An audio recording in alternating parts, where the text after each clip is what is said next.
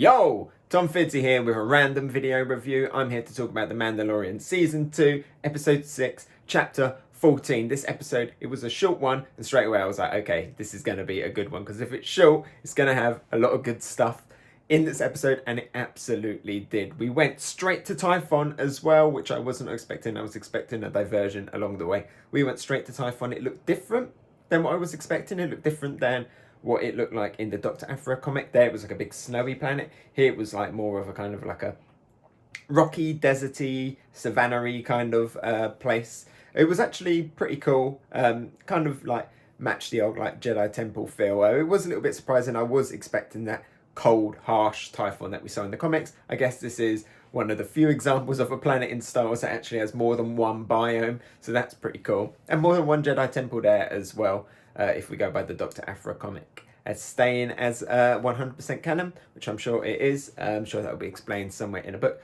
But this episode, it was full of surprises. First of all, you know, he goes there, he puts Grogu on the little platform, and the beam starts coming up. And at that point, I was like, well, we know that the Empire are tracking, so the Empire are going to turn up, and they did later on. So straight away, I was thinking, okay, so it's going to be the predictable of he can't get to Grogu because Grogu's in like the big force shield thing, and then stormtroopers are going to come, and he's going to fight them off. And I did suspect from the beginning that at the end, Grogu would get captured. I think that was obvious all the way back from like the beginning of the series. The second they're like, we need a new asset, I thought it was very obvious that the way the series is going to end is with Grogu getting captured and the Mando forming a team to go get him.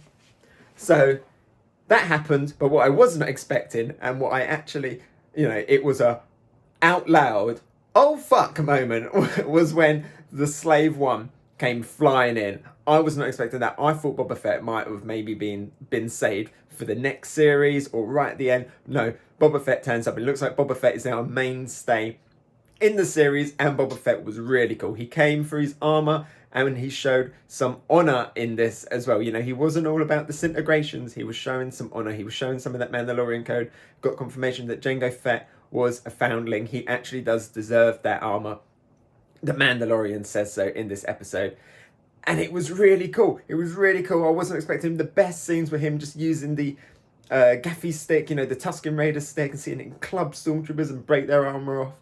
Great gaffy stick action. And then when he goes and he gets the armor, he puts the armor on, and we see badass Boba Fett not fumbling around, not getting hit, not his jetpack getting hit and him going flying off, not bumping his head, not like stupid Boba Fett that we have seen. We saw awesome Boba Fett mowing down people, blowing up ships. It was fantastic. The action in this episode was awesome. The stormtroopers, seeing a more brutal stormtroopers, where the commander one's like, one gets killed and he's like, no, keep moving, keep moving, keep moving. And then at the end, he gets what he deserves and he gets stabbed by the hot gaffy stick action.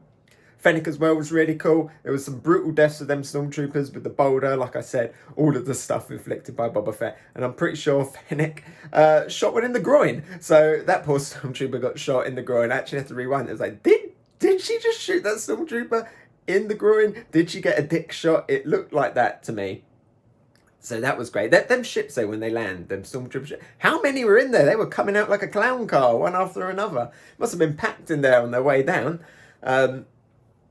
And then it's a shame that we didn't get to see who the child was talking to. I was kind of expecting maybe as the Mandalorian was reaching in and like getting pushed back, I thought maybe at one point he'll get sucked in or we might hear some voices or something, but we didn't get that. So that was a little bit disappointing, but I'm sure that will come.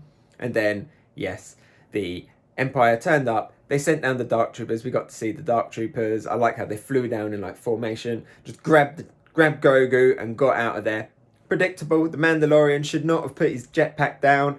And then it's great to see now that the Mandalorian is teaming up with Boba Fett, Fennec, and they're going to get, what was his name, Mayfield? They're going to get him back, which is actually really cool. I really liked his character. I watched that episode the other day, and he was my favourite character in it. So I'm glad that he's actually coming back and kind of forming part of the squad, and it looks like Cara is going to come along as well.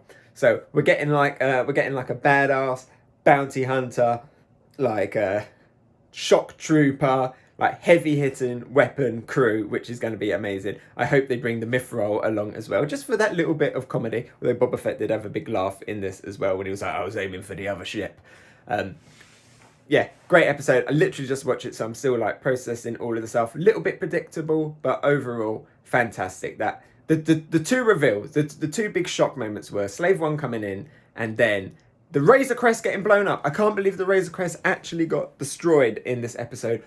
Wasn't expected. That was another like, what? 3 moments in this, I was like, what? Well, that was the Slave One, the Razor Crest getting blown up, and Fennec shooting the Stormtrooper in the groin. Yeah, I'm excited to see what happens. I imagine that we might get kind of the next episode will be going to get Mayfield, and then like the kind of building up the crew, and then going in. Hopefully, unlike last time, with IG-11, we don't have people start dying off this time. But that's interesting. Is the Mandalorian going to get a new ship?